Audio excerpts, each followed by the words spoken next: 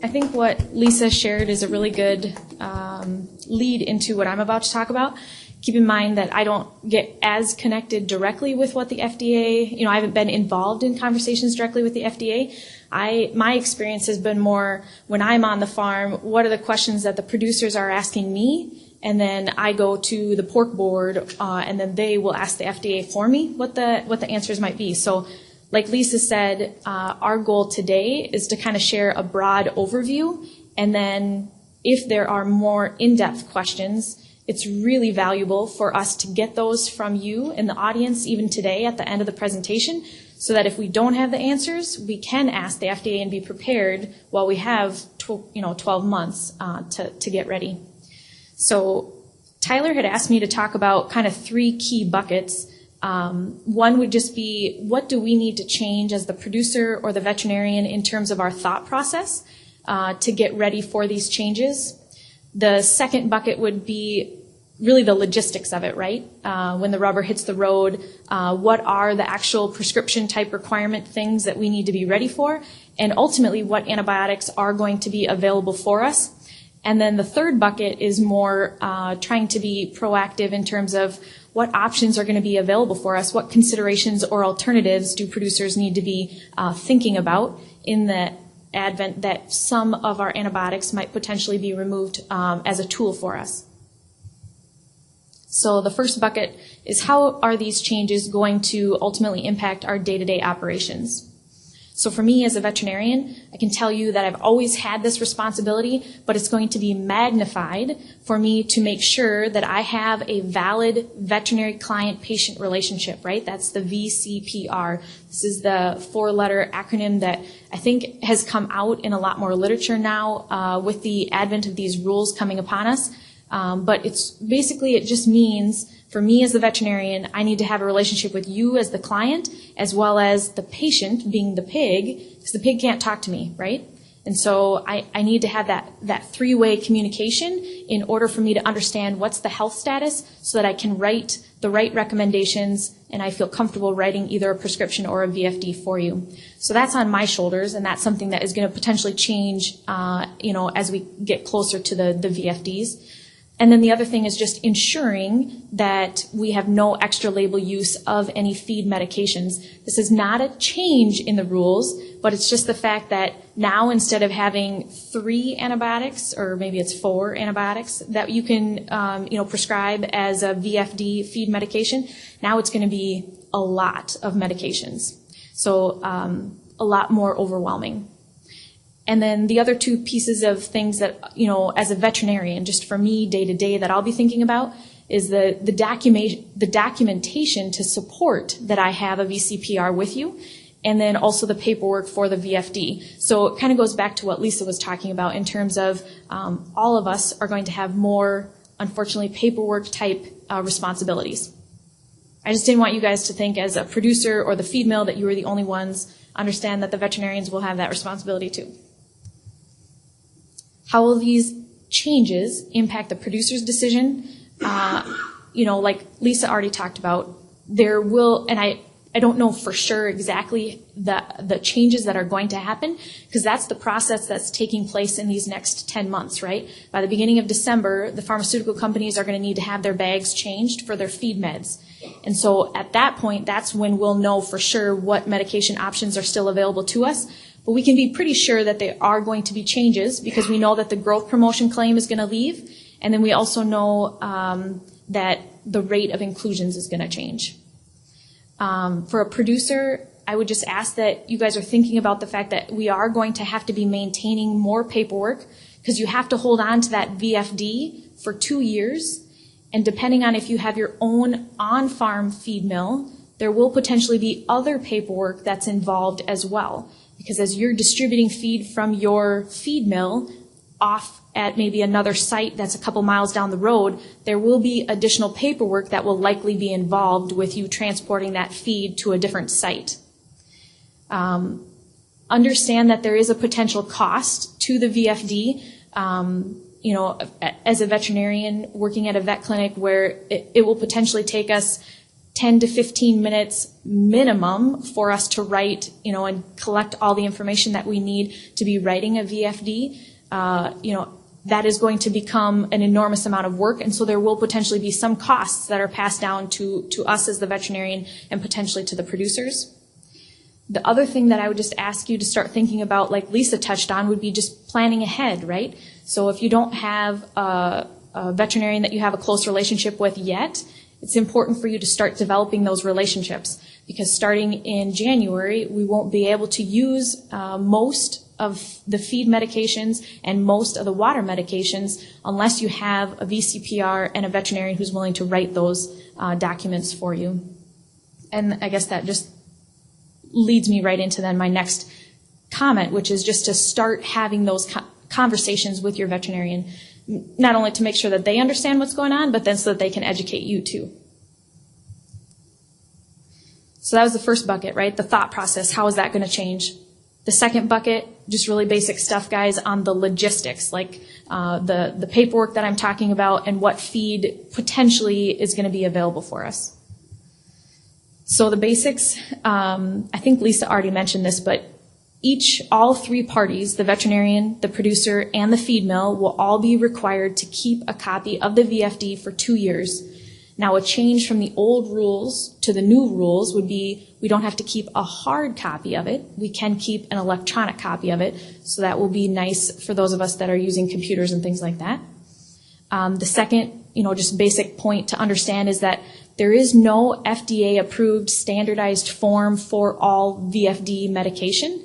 And so what that might mean is if you are the feed mill, you might be getting different forms from different veterinarians depending on what they create or what method they're using to send the VFD to you. And so that's just something, if you are part of a feed mill company, that might be something for you to be thinking about as well. Some of the basics that the FDA has made very clear: there are certain pieces of information that do absolutely have to be included in this VFD document, which is what you guys as the producer or as the feed mill are going to need to have in your hand before you can even start feeding the medicated feed. And I'm just sharing this with you so you guys kind of have a general understanding of what exactly is this VFD thing. So you're going to have the name of the drug, the concentration, the duration of use, and the indication or the reason why we're using it. That's pretty basic stuff, right? But then there's also an expiration date that needs to be included on that, which I can touch on a little bit later. There's also some wording in the guidelines that say, that talk about refills, and I would just say, I'm not going to go into detail on that because to me it's very confusing, but at this point anyways, there probably is not going to be the option to have refills unless future products are approved to allow refills. And that would just mean that, kind of like if you guys go to the pharmacy to get drugs and you wanted to go get a second refill of it, we're likely not going to be able to use the same VFD to go get the feed for the same group of pigs twice.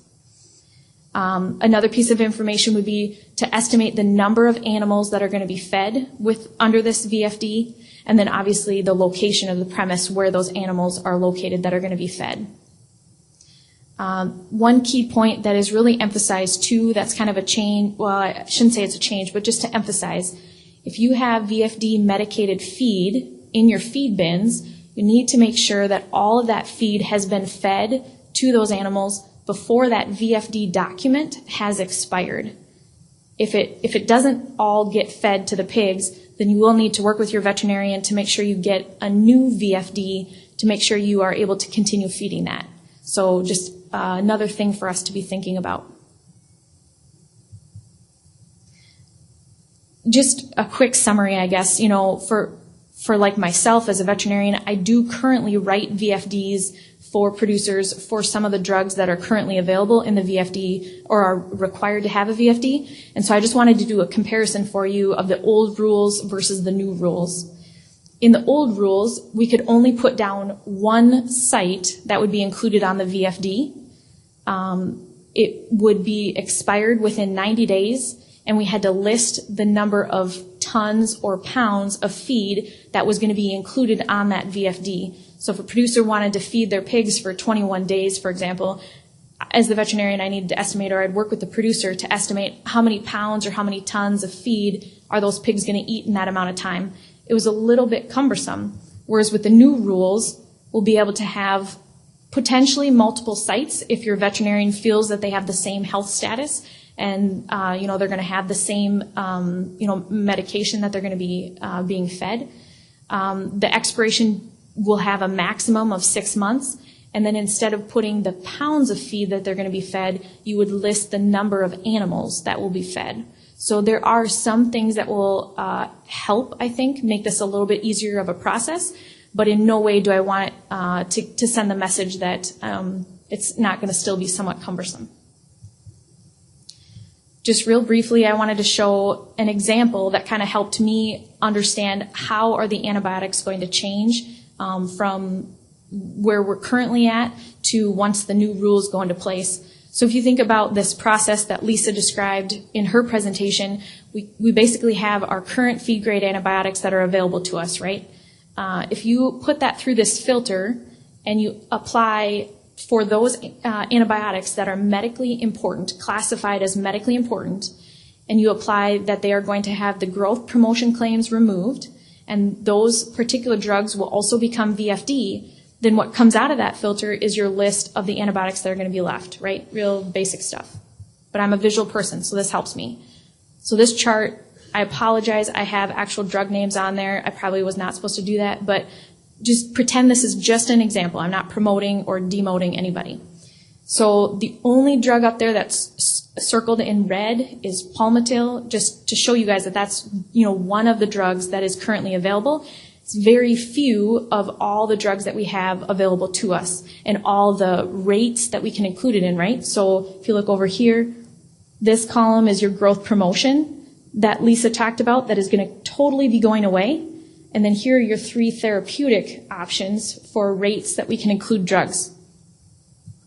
So here's what's going to be left, just again as an example. I'm not saying for sure that these are the drugs that are going to be left, but it just helps me visualize, what tools might we still have. So there are going to be still a couple drugs that will be available from a growth promotion standpoint because these are not classified as the medically important.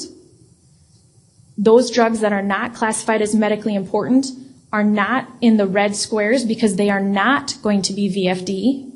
But anything in the red squares, those are going to become VFD. So that's where you as the producer, you as the feed mill, me as the veterinarian, we're going to have that paperwork process and trail in order to be able to use these antibiotics in our feed. Does that make sense? So then the last bucket that I just wanted to briefly mention is this kind of trying to be progressive and more forward-thinking about what other considerations or alternatives do we have. This goes back to Lisa's point about trying to be proactive in our judicious use of antibiotics, right? Which as a swine industry, we have always been, very determined to be progressive and thinking about what can we do to make sure that we are being judicious with our antibiotics. So I just came up with a list off the top of my head, and I'd be open for conversation or discussion with each of you, but the key things are going to be working with your veterinarian on a vaccination program, a biosecurity program, getting your environment and your ventilation right, and then potentially if there are some non-antibiotic additives. And I would say basically all these pieces are part of what we call your herd health plan, right? Everybody goes through PQA Plus and we talk about that herd health plan. This is not rocket science. You guys are thinking about these things every day, but maybe now we need to renew or revisit that process and think about what vaccinations are we using where we could avoid then using antibiotics in the feed. From a biosecurity standpoint, obviously preventing disease is way more valuable to us and to the pig than waiting until the disease comes in and then trying to run the antibiotic. Talking to your veterinarian about what can we do on our operation to ensure that we have good biosecurity. And then the ventilation and environment, I know that is a constant process that we're always trying to improve and work on, but that has a huge impact on the health, especially whether it's your gut health or your respiratory health, right? And so those, little minor changes to your ventilation and to your environment can make a huge difference on the amount of antibiotics that we might need. Notice that I did not bold the non-antibiotic additives that are on the market. And my point there is just I'm not an expert in this area. Our vet clinic is trying to do some in the field research on some different additives that are available, but I would just say please be cautious and always ask the company or whoever's promoting the product, ask them for data, right? And try to make scientific decisions and work with your veterinarian on whether or not that additive is really gonna help you. And then obviously the last thing is not to, as a veterinarian, they always tease us that we would not promote working with your nutritionist, but here's proof and evidence that I would encourage you to work with your nutritionist, because the ration plays a huge role in your gut health, and that might mean the difference between whether or not you have diarrhea in your first 2 weeks in the nursery. And that is, plays a huge role on whether or not you're going to need antibiotics in your feed. So also in the water medication, because don't forget that now has become prescription as well. So seems like really minor things, but they can have a huge impact on our judicious use of antibiotics. So I kept it short and simple, and my point is I hope I did not leave you feeling like this. I don't think that the government truly has the intention of becoming, making really confusing rules. Sometimes it does feel that way, but that's why we're trying to start this conversation now in January of 2016 instead of waiting until December of 2016 when we only have about 30 days for us to implement the changes.